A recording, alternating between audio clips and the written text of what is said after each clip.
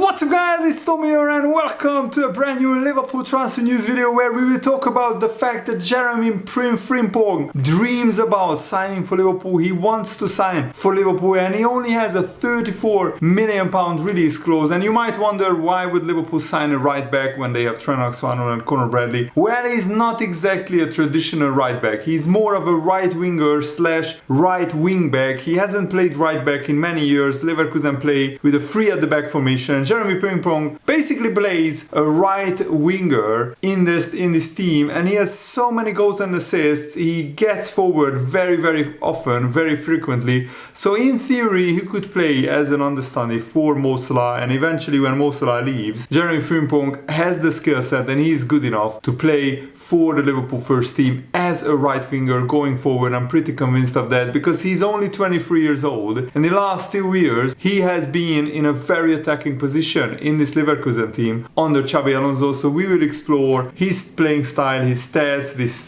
transfer story, and we will also talk about the Copa America and the European Championship finals. Congratulations to Alexis McAllister on winning another international trophy after winning the World Cup. Argentina has won their second Copa America in a row, and Alexis McAllister played the final against Luis Diaz. And congratulations to Spain for winning the European Championship. It was a well-deserved win. They have been the best team in the tournament, and England again failed under Gareth Southgate, which is really painful, but it serves him right because he didn't use Trent Alexander-Arnold throughout the tournament much, and Walker, who played in Trent's place, was at fault for both of Spain's goals. So that shows how clueless Gareth Southgate is, in my opinion, but let me know your opinion in the comments below. And Jeremy Frimpong produced a remarkable 12 goals and 14 assists, so 26 goal contributions in 47 games. So as I said, he's not a right back. If he would have played right back, he wouldn't get 12 goals and 14 assists. He's basically a right winger slash right wing back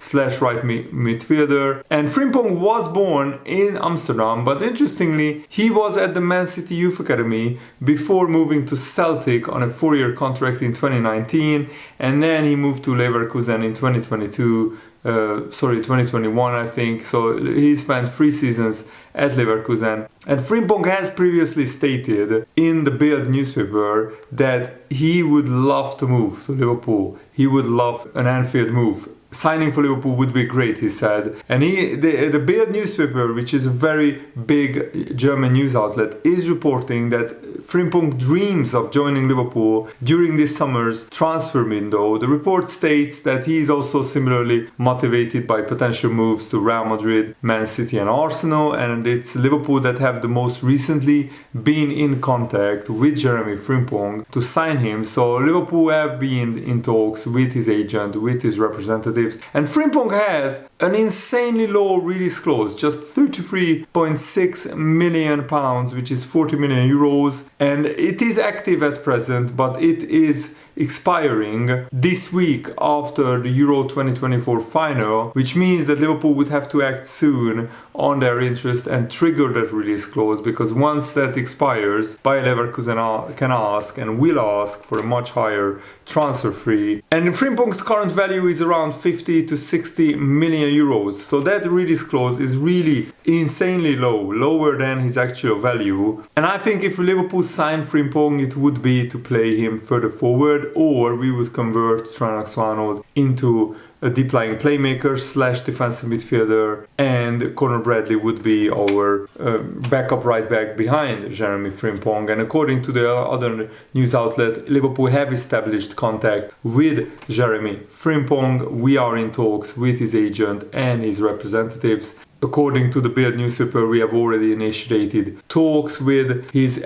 representatives, and his release clause at just £34 million, as I said, is very low, and Liverpool are prepared to meet this release clause according to the Bild newspaper. And Frimpong has a weekly wage of just £82,000. A lot of Liverpool players earn more than that, so Liverpool would easily even double or increase his wages by 50 to 75%. That would not break the wage structure of Liverpool. That would not break the bank to agree on personal terms with Jeremy Frimpong. This makes the financial aspect of this deal relatively straightforward for Liverpool. But as I said earlier in this video, Frimpong has many suitors, Arsenal, Man City and Real Madrid. Frimpong would love to play for any of these clubs. But no serious offer has arrived from any of these clubs to Bayer Leverkusen, which means that Liverpool have a free run at this player. And Jeremy Frimpong would definitely provide a dynamic presence in Arne Slot's new look Liverpool team. And he's known for his attacking prowess, his insane lightning quick pace and his ability to play anywhere on the right side. His versatility and forward-thinking play style aligns well with Liverpool's tactical approach, making him an ideal fit for the club. The competition from other clubs, top clubs, is a concern. Liverpool's early engagement with Frimpong gives them an advantage. Frimpong's potential arrival would not only improve Liverpool defensively, because he's actually really good defensively, but he's even better going forward. It would add a new dimension to their attacking play. Salah is slowing down a little bit in his pace, so we need a lightning quick right winger, and Jeremy Frimpong would provide incredible pace on the right wing. And the fact that Jeremy Frimpong is so versatile that he could play right back, right wing back, right winger, right midfielder, that definitely makes him an even more attractive player for Liverpool. And Liverpool already have a very strong contingent from the Netherlands. Jeremy Frimpong is Dutch as well, just like Cody Gakpo, Virgil van Dijk and our new manager Arne Slot and Ryan Gravenberch as well. So it would make sense if Arne Slot would love to sign another Dutchman to Liverpool. And Frimpong played a pivotal role in Leverkusen's historic season. They won their first Bundesliga title in their history, and they won their first Bundesliga title unbeaten in the Bundesliga's history. And he also was a crucial player in their run to the German Cup win, the DFB Pokal. They failed in the Europa League, lost the final 3-0, but still it has been a wildly successful season for Bayer Leverkusen, and Jeremy Frimpong was very instrumental. He's 172 centimeters tall, so he's not very tall, but he's fast, agile, lightning quick, great dribbling ability, and he's only 23 years old. And as you can see, he can play right back, right winger and right midfield, so all across the right hand side of the pitch, any position he can play. He is of Ghanaian descent. He has a contract which expires in 2028. He extended his contract a little bit less than 1 year ago, and his stats are remarkable. He played for Celtic basically 1.5 seasons, and he played a lot of games in the Europa League and in the Bundesliga, where he has been very successful, and he already has 261 games as a 23-year-old, so he's a pretty experienced player. And this season, as I said, that just finished, 47 games, 14 goals, 12 assists, very, very impressive, virtually no injuries. Last season, similarly very successful season, 9 goals and 11 assists as a right wing back / right winger. That's really remarkable, 48 games. And these are the two main seasons that Liverpool need to pay attention to, because he has been playing further forward. Previously under a different Leverkusen manager, Jeremy Frimpong only scored 2 goals and got 8 assists because he wasn't playing as much of an attacking role as previously. And then one season before, he signed, I think, in the January transfer window, because in the 2021 season, because he played 22 games in the Scottish Premiership for Celtic, and then he signed for Leverkusen. So he only got 1 goal and 6 assists in that season. And if you look at his injury record, he got a very small injury where he missed 2 games for the Netherlands national team, but otherwise for Leverkusen he has been fit for the whole season of this season and last season. I mean, this season that just finished. So for the past 2 seasons, the bottom line is Jeremy Frimpong has been fully fit for the Bayer Leverkusen team, and he only got a 52-day injury 3 seasons ago, where he missed 11 games for Leverkusen and for the Dutch national team combined. And at Celtic, in 1.5 years, he only missed 1 game through to an injury. So that's very, very impressive and a very good injury record. So I think Liverpool should sign him because he is a lightning quick player, only 23 years old, and I can see actually Jeremy Frimpong becoming a full-on right winger who can also play as a right back if needed, but Liverpool don't really need a new right back with Trent Alexander-Arnold, Conor Bradley, two very, very good players. Trent is already world class and Conor Bradley is already one of the most exciting young players at Liverpool. And now let's talk about first the Copa America, because there was crowd trouble. The organization again around the Copa America in the USA was absolutely shameful. There were shades of Hillsborough with fans crammed inside the gates outside the stadium, and then the gates had to be opened because the fans were just not getting enough oxygen. They couldn't breathe, some of them. So it was really disturbing images. And a lot of fans got in without tickets, and also the tickets prices have been crazy. Some fans paid $2,000 for a ticket, so the kickoff had to be delayed. And then it wasn't the very most exciting final. It was very physical. I watched some of it because there was a thunderstorm. I woke up during the middle of the night, so we decided with my wife to turn on the Copa America, and then I fell asleep again, and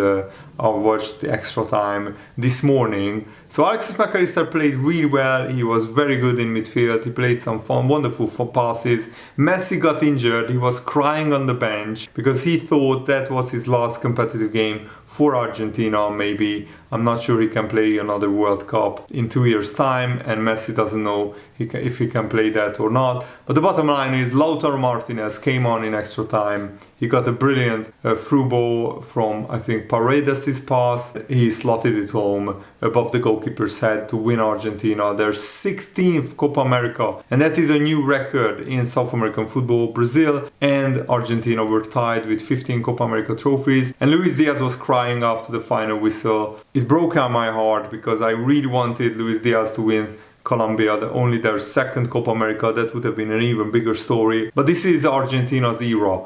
They won the World Cup, they won the Copa America before the World Cup and after the World Cup, I think. And this is now the golden generation, golden era of Argentinian football, and this is now Alexis McAllister's third international trophy after winning a kind of a under 23 Copa America as well with Argentina, scoring 4 goals in that competition. I looked up those games as well this morning. So McAllister has been widely successful with Argentina. Weirdly, he has more trophies with Argentina than he has with Liverpool, but he only played with Liverpool for 1 season, so hopefully he can add through his trophy cabinet next season with Liverpool. Now let's talk about the Euros. Massive congratulations to Spain. I also wanted England to win, but I don't like Southgate. I absolutely hate his boring tactics, his negative football. With this squad, with this amount of talents, you have to attack more. You can't just, attack, go 1-0 up and then sit back or defend like they did against Spain for most of the game. And when Spain scored, England actually started to attack. They started to take the game to Spain, and they equalized through a brilliant Cole Palmer goal. By the way, how poetic that Lamine Yamal,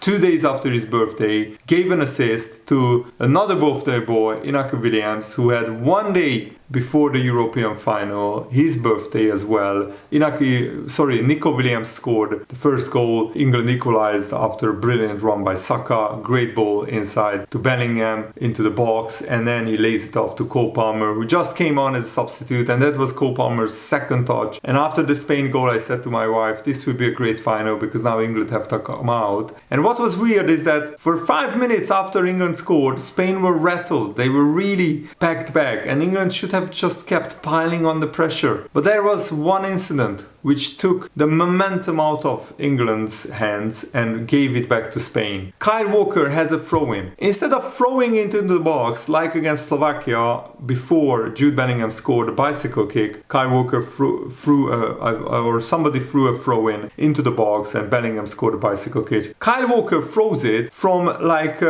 the edge of the box next to the byline. It's a throw-in, so he is at the byline. He throws it all the way back into England's own own half. The ball gets passed back to Pickford. I think it was John Stones who got the ball. He passes it back to Pickford. And Pickford, instead of keeping the ball, he's just such a bad goalkeeper with his feet. Yes, he made some good saves, but otherwise he's just not good enough in my opinion. And Pickford just launches the ball so hard and so much up in the air. It's like typical Everton hoofball, I'm sorry to say that it goes out for a Spain goal kick. And like everybody was like this, the England players, like, what are you doing, Pickford? And that just gave the ball back to Spain, and more importantly, it gave the momentum back to Spain. And then Spain again built up a head of steam, an amount of pressure. And then again, Kyle Walker was at fault. For the first Spain goal, he failed to track the run of Nico Williams, and he failed to block the shot. And then before the second goal, he's marking a player that John Stones is marking. Cucurella is absolutely free on the left-hand side. He plays a 1-2 with Oyarzabal. And Kyle Walker, even then, he's so fast, he gets into a great position. And if he just slides in to try and block the cross, then maybe the winning goal doesn't happen. But because he just stands there, Cucurella is free to cross into the box, and Oyarzabal gets ahead of Pickford and ahead of Mark Gay and slots it home into the empty net, and Spain win the Euros. And that serves Gareth Southgate right for ignoring Trent Alexander-Arnold and playing Kyle Walker, who is not good defensively, despite what the English media says. And England lost the European Championship final, despite probably their best squad of players in 20 to 30 years, I don't know, but this felt of course like a deserved win for Spain. They have been much the better team throughout the whole tournament. They won 7 games out of 7 at the Euros, and they were by far the better team in the final as well. But England, with better tactics, with a better manager, could have done more. And the England have metrics of a Premier League relegation side, with 9 shots throughout each game at the Euros per 90 minutes. It's just not good enough. They play like a championship team because Gareth Southgate is a championship level manager in my opinion. And it's so weird that he has been England manager for 8 years and England doesn't have still a clear identity, and Gareth Southgate doesn't know how he can get the best out of players. I mean, Harry Kane, the best player in the Bundesliga, top scorer. Jude Bellingham, one of the best players of Spain, again one of the top scorers at Real Madrid. Cole Palmer, one of the best players in the Premier League. Phil Foden, best player in the Premier League this season. And Gareth Southgate plays them like they are a small championship team in terms of tactics. He doesn't know how to get the best out of these players, and I'm fed up with it. I hope Gareth Southgate gets sacked, but I think he will get a new contract, or he just signed a new contract, I heard. That's absolutely idiocy from the FA, but it serves them right. That's my opinion. Let me know yours in the comments below. Thanks for watching. Have a nice day. See you later, guys. Goodbye.